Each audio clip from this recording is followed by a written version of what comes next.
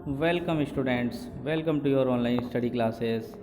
Students, ये session है class 9th के लिए, सब्जेक्ट साइंस के लिए। चैप्टर नंबर 9 बल तथा गति के नियम। इसके सिलेबस और पाठ्यक्रम के बारे में आज हम जानेंगे। इससे अगली वीडियोस में आपको एक एक करके सभी टॉपिक्स प्राप्त होते जाएंगे। तो स्टूडेंट्स, आइए जानते हैं इसके बारे में। तो स्टूडेंट्स इस चैप्टर के मुख्य टॉपिक्स इस प्रकार हैं। देखिए, सबसे जो पहला आपका चैप्टर का नाम है वो है बल तथा गति के नियम। उसके बाद आप बल के बारे में पढ़ेंगे और न्यूटन के गति के नियमों के बारे में पढ़ेंगे। यदि हम इन दोनों ही टॉपिक्स को आगे बढ़ाएं, विस्तार से पढ़ते जाएं, तो हमें ये टॉपिक्स प्राप्त होंगे। बल दो प्रकार का होता है, संतुलित और असंतुलित। तो स्टूडेंट्स, यहाँ बल और न्यूटन की गति के नियम, और अगर इन्हें हम डिटेल में पढ़ें तो ये संतुलित बल और असंतुलित बल दो प्रकार के हो जाएंगे, और ये टॉपिक यहाँ पर पूरा हो जाएगा। उसके बाद जब हम न्यूटन की गति के नियमों को पढ़ेंगे तो स्टूडेंट्स, यहाँ गति का प्रथम नियम, द्वितीय नियम और तृतीय नियम, ये 3 नियम होंगे।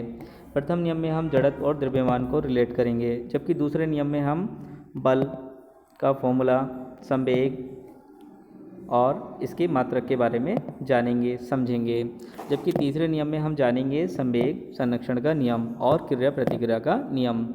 तो ये जो चीज़ें हैं ये हम इसमें स्टेप बाय स्टेप डिस्कस करते जाएंगे। तो स्टूडेंट्स, आगे बढ़ते हैं।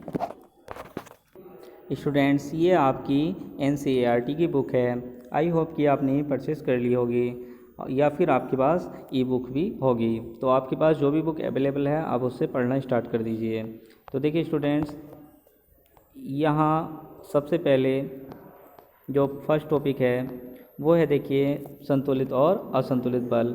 सबसे पहले हम इस टॉपिक के बारे में जानेंगे।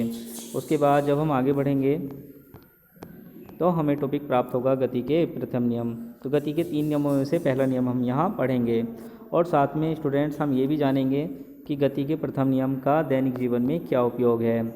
और यदि आपको पढ़ने में इंटरेस्ट है तो आप ये भी जान पाएंगे कि गैलीलियो और बाकी के जो यहाँ पर गैलीलियो हो गए, न्यूटन्स हो गए, जितने भी यहाँ पर वैज्ञानिकों के नाम और उनका थोड़ा सा बायोडाटा दिया गया है, आप उसको पढ़ सकते हैं।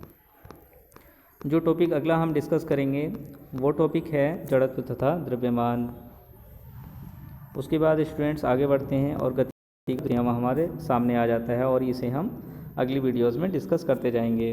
उसके बाद जो अगला नेक्स्ट टॉपिक है वो है गति के द्वितीय नियम की गणितीय गणना। तो स्टूडेंट्स, इसको भी हम ड्राइव कर करके सीखेंगे, रिलेट करेंगे और फॉर्मूला प्राप्त करेंगे, F=ma, और इस पर आधारित कुछ क्वेश्चंस भी हल करेंगे। यहाँ पर उदाहरण 9.1 इसी फॉर्मूले पर आधारित है। और स्टूडेंट्स, हमारे पास एग्जाम्पल 9.1, 2, 3, 4, 5, और फिर उसके बाद हम जानेंगे गति का तीसरा नियम और दैनिक जीवन में किन दैनिक जीवन में इनका हमारे दैनिक जीवन में क्या उपयोग है। तो दैनिक जीवन से हम इसलिए रिलेट करते हैं ताकि ये चीज़ें हमें याद रह पाएँ। तो देखिए, दैनिक जीवन के कुछ उदाहरण इस प्रकार हैं, ये भी इनके उदाहरण हैं। तो स्टूडेंट आगे बढ़ते हैं और फिर देखते हैं संवेग संरक्षण। तो संवेग संरक्षण के बारे में भी हम जानेंगे और इसका सिद्धांत भी जानेंगे। और आप देखेंगे जब आप हायर क्लासेस में जाएंगे तो यही सिद्धांत आपके कॉम्पिटिटिव एग्जामिनेशंस में बहुत ज़्यादा पूछा जाता है। और नेक्स्ट स्टूडेंट्स, यहाँ पर देखिए कुछ इस पर आधारित न्यूमेरिकल्स भी हैं, तो उन्हें भी हम साथ के साथ रिलेट करके पढ़ते जाएंगे, डिस्कस करते जाएंगे। ये सभी डेली लाइफ में होने वाले एग्जाम्पल्स हैं। एग्ज़ाम के दृष्टिकोण से ये सभी बहुत ही इम्पॉर्टेंट हैं। द्रव्यमान संरक्षण का नियम। और स्टूडेंट्स, उसके बाद ये चैप्टर की समरी है। तो उसके बाद अभ्यास प्रश्न है। तो इस प्रकार से हमारा ये चैप्टर का सिलेबस रहेगा। और आई होप, मैं आशा करता हूँ कि आपने पिछला चैप्टर पूरी तरीके से कंप्लीट कर लिया है, सभी वीडियोस देख ली हैं, सभी टॉपिक्स को समझ लिया है और अपनी फेयर कॉपी में नोट कर लिया है। तो अगर नहीं भी किया है तो आप आज और कल की 2 दिन की छुट्टियों में आप इसे कंप्लीट कर सकते हैं। तो स्टूडेंट्स, इस सेशन को यहीं तक रखते हैं और आशा करते हैं कि आप घर पर हैं, सुरक्षित हैं और लगातार पढ़ रहे हैं।